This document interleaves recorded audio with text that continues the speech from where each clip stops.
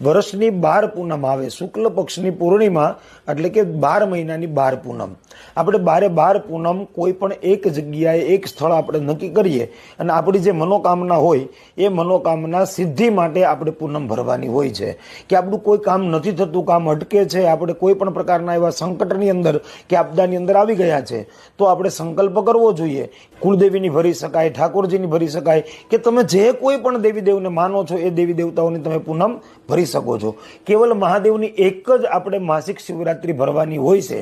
મહાદેવને આપણે પૂનમ નહીં, માસિક શિવરાત્રી જે આવે છે એ શિવરાત્રી આપણે ભરવાની હોય છે. તો પૂનમના દિવસે આપણે જઈએ પૂનમ ભરવા માટે, ત્યારે શું કરવું જોઈએ?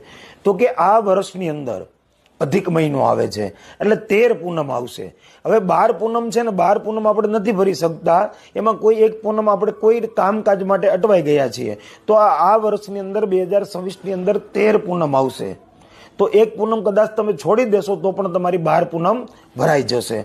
તો પૂનમના દિવસે જ્યારે તમે ઘરેથી નીકળો ત્યારે તમે જે દેવની પૂનમ ભરવા માટે જાઓ છો, સતત એનું સ્મરણ, એના નામ જપ તમારે કરવા જોઈએ. ત્યાં જાઓ એટલે માતાજીની પૂનમ ભરો છો તો માતાજીની સુંદડી, શ્રીફળ અને પ્રસાદ તમારે લઈ માતાજીને અર્પણ કરવો જોઈએ. ત્યાં માતાજીની આરતી લેવી જોઈએ. ત્યાં માતાજીના પરિસરની અંદર બેઠા બેઠા તમારા માતાજીના મંત્ર જાપ તમારે કરવા જોઈએ. ઓછામાં ઓછું તમારે 2 ઘડી ત્યાં એ પરિસરની અંદર રોકાવવું જોઈએ. 1 ઘડી એટલે 24 મિનિટ, 2 ઘડી એટલે 48 મિનિટ.